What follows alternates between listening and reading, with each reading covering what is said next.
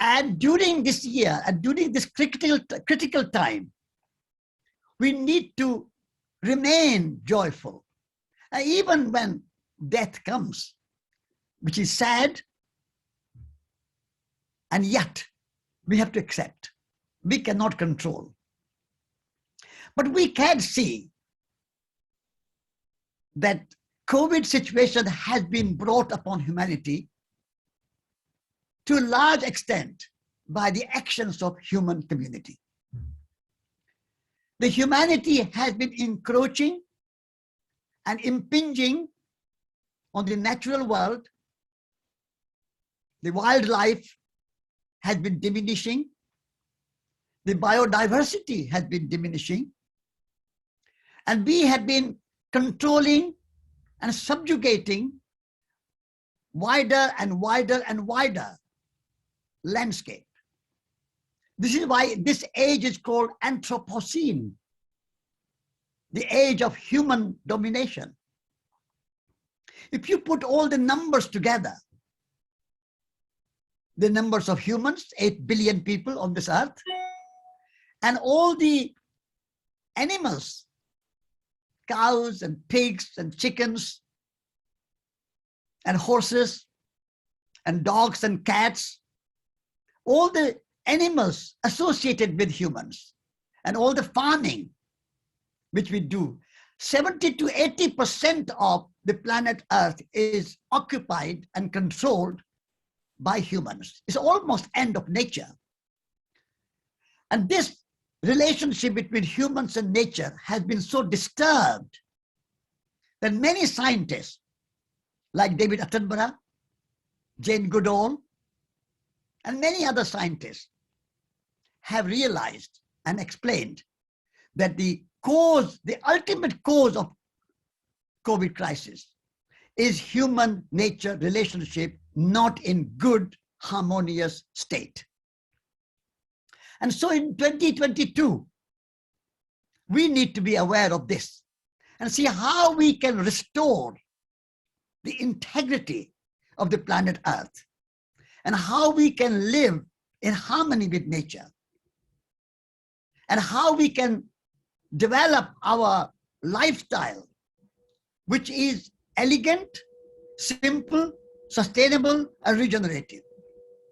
How we can learn this sustainable and regenerative nature of nature into human nature, so that everything what we take from nature goes back to nature.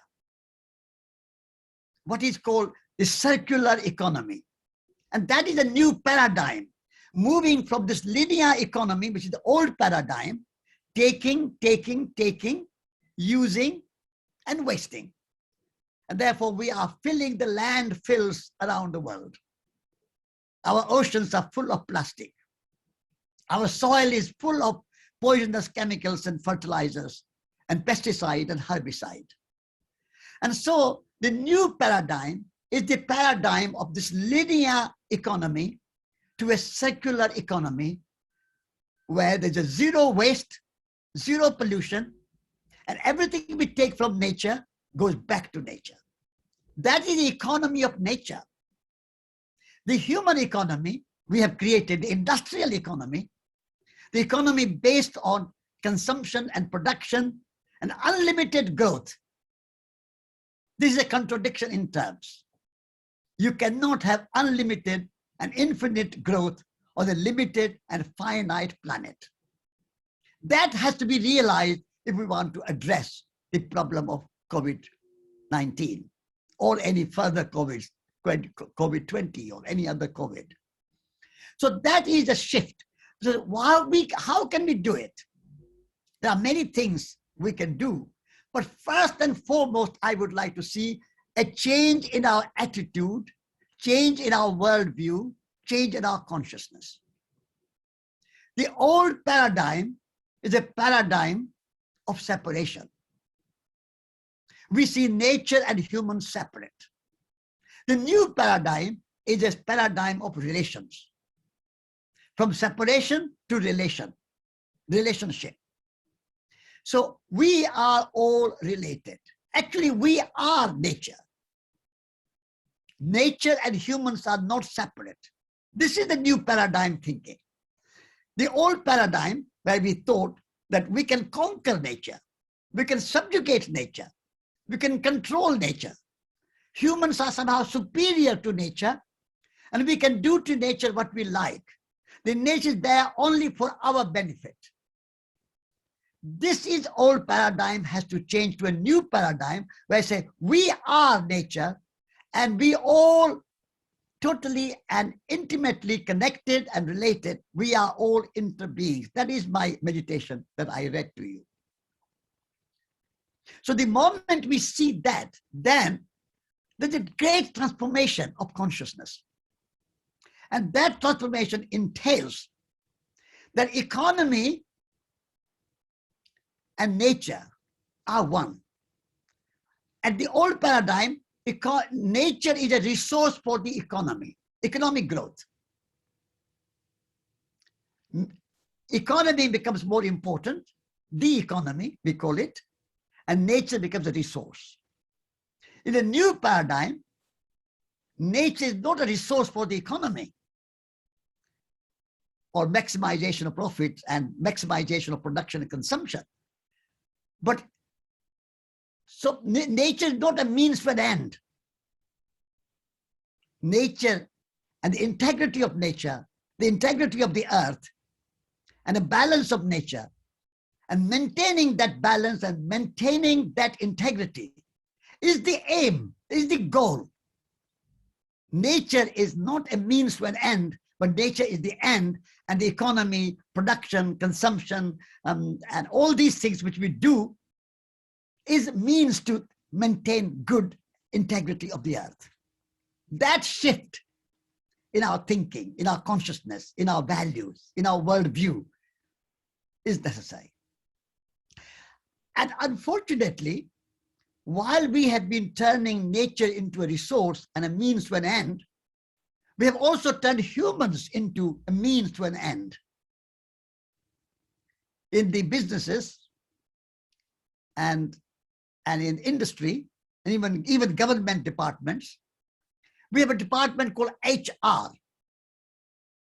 Now, HR stands for, at the moment, in the old paradigm, human resources. So HR, human resources, so humans become resource for maintaining business, industry, organizations, etc. I want to change this new paradigm where HR does not mean human resources. HR means human relationship. The moment you shift that meaning from HR, human resources, to human relationship, you are into new paradigm. And when you maintain good relationship between humans, then humans are, and the integrity and the well-being and the welfare of humans becomes the end goal, and your industry, business, production, consumption, the economy, all becomes means to maintain the integrity and the well-being of humanity. This is why I admire the work of Kaduri Farm and Botanical Garden, that you are maintaining the integrity of humans and human service and the integrity of planet Earth and well-being of the Earth. So shifting our focus of old paradigm and focusing on economic growth to growth in well-being. And well-being comes not just from material possessions. Of course, we are needing them, and we need to use. Nature is abundant. Nature will give us clothes. The clothes I'm wearing is made of nature. The wool, the cotton, the natural material. And food comes from nature, and houses come from nature. We all that. And business is a good thing. Business, if it is sustainable, regenerative, and a means to serve humanity and planet Earth, then business is a good invention, because we need houses, we need food, we need clothes, we need shoes, we need furniture. All these things, business help us to. But it's a change of consciousness. What are the means and what are the ends? If the moment we have that, then we can have what we need from nature, for our need, but no more. Then we expand our activities in a non-material world. You can call it the world of imagination, the world of poetry, the world of arts and crafts, the world of music and dance, the world of friendship and family, the world of meditation and study of spiritual texts, and expanding our consciousness. We have to spend some time when, I have written a book on this, Elegant Simplicity, in which I say that we have turned art and craft as a kind of small elite, a few professionals practice arts and crafts and poetry and singing. Well, as in a sustainable, regenerative, new paradigm thinking, every one of us will be an artist. We will all practice art. And everything we do becomes art, the work of art. Even cooking is a work of art. If you do it with imagination and with your heart and with your love in it, gardening, I would say Kaduri Farm is a work of art. Because it's done with love, done with imagination, done with a greater purpose than just the economy. So arts and crafts do not remain kind of confined to art galleries. And poetry does not become just a profession for the few. And music just in the concert halls where you go and listen to music and become a consumer of art and music. But all of us participate in the process of creation, creating and sharing. So in a new paradigm society, economy has a place, but economy does not dominate life. And economy is balanced with friendship, family, arts, crafts, music, all the other things which are not, we don't need so much material goods. We can have a growth in arts and crafts and music and dance and family and friendship and gardening and walking and all the things we can do, which does not impact on the planet Earth, does not take resources, what we call resources. So that is, from my point of view, a new paradigm thinking, in a nutshell. So if we can have from separation to relation, from domination of nature and planet Earth to participation, from control to participation.